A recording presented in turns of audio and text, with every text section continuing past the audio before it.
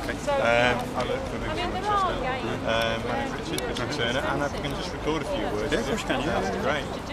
Do you need a fag or do you want a break? Well, you won't hear the fag. No worries. I'll just start it going through.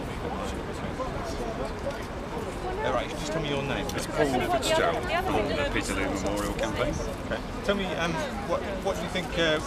Well, obviously, pleased with the turnout today? Yeah, thrilled. Really, really good. I mean, considering we started off with about, one year we had about 8 people here doing a commemoration which involved creating our own memorial by pasting stuff onto the paving. There's very, very few of us. It's just great to see so many people here today. Do you feel you're getting the message over that you know it's time that the Manchester really commemorated this event? Yeah, I mean, so far we seem to be actually having an influence. The very first thing we did in '07 was we'd identified the only commemoration of Peterloo in Manchester was a blue plaque on the side of the Free Trade Hall, and it was a disgrace. It was a joke, it dated from the 70s, and it sort of said that this is where Henry Hunt spoke.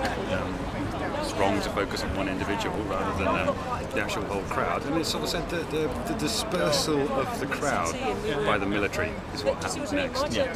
Well, that's kind of like move along, folks. There's nothing to see here. That tells you nothing about the fact that 15 people died from sabre wounds and trampling. It doesn't tell you that there were cannons around the corner waiting for them. So we lobbied the council to have that changed, and they did do that really, really quickly. And now they've sort of said that there is going to be a memorial.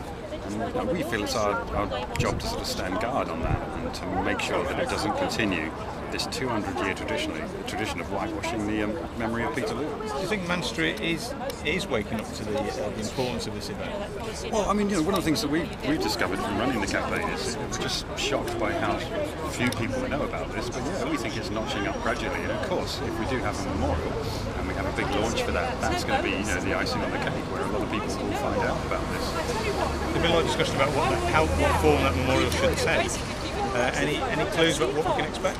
Well, I mean, we've sort of said it's not up to us to say what the memorial should actually be, but we think it's appropriate to say there's a certain number of criteria it's got to meet. Now, one, it's got to be prominent. You can't have some small object tucked away in a corner. So prominent. It's got to be informative. I mean, given that we've said people don't know about this, it's got to be something that actually explains what happens on the day. If you make it some abstract spiral of metal that's supposedly meant to somehow represent the spirit of Peterloo, that's not going to do the job. It's got to inform people and educate them about what happens. It's also got to be respectful. We're not asking for something necessarily that pumps blood, but we do want something that does make it clear as to what went on the day. So I suppose realistic would be another term. Not necessarily hacked off limbs or anything like that wouldn't be appropriate. But realistic in that this is what happened. We're not ashamed of that. Manchester's not ashamed of that. We want to celebrate the courage of these people. Is it fair to describe it as Manchester's Tiananmen, or Tiananmen as Peterloo? This was one of the things that set off the campaign. Was sort of thinking about Tiananmen and doing a little sort of drawing of it for another campaign. And I suddenly thought, this really reminds me of something. What is it? I thought, well, it's Peterloo, isn't it? Now you can understand why there wouldn't be a memorial to Tiananmen Square in Tiananmen Square because of the dictatorial government there, the anti-democracy government there. But why isn't there one in Manchester? Are we ashamed of this? Why did we have this stupid blue plaque? How did that happen? Why was there was going to be a mural in the town hall 100 years ago that never happened? And we just want to put an end to that tradition of whitewashing the memory. And the council, today's council, are they backing you all the way now? Well, they've definitely, as I say, they did replace that blue plaque with a much more appropriate red one that was explicit, and they took our wording for it.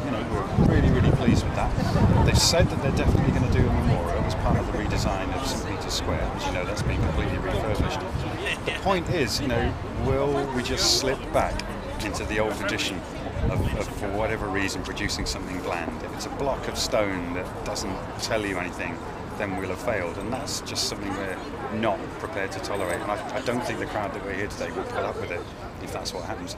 If they do an appropriate memorial, and if it's one where there's a lot of public input, we're their cheerleaders. If not, then we would have a problem. finally, obviously, a statue which no one acknowledges means nothing.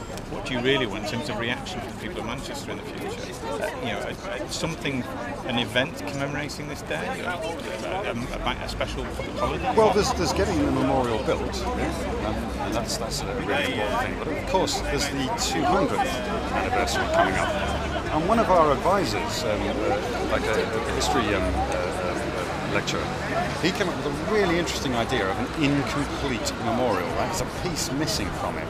Yeah? So 11 months of the year, that piece is missing. But on the 16th of August, that piece is bought and put in place, and that would be fantastic. You could have a Peterloo Day, a democracy day, in which, if the public are willing to do that, then the statue becomes complete for one day every year. We think that would be really an imaginative way to do it.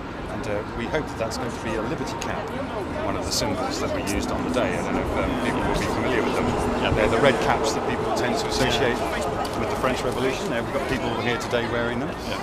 But it's also from the American War of Independence. The liberty cap is a symbol of freedom and self-determination. It would be superb if the liberty cap was the piece that got, but that's just my idea. That's just my feelings on this one. As long as it's realistic, appropriate, prominent, and respectful, we'll feel that we've done a good job, and it's something that people can be extremely proud of. That Manchester contributed so much to the history of democracy.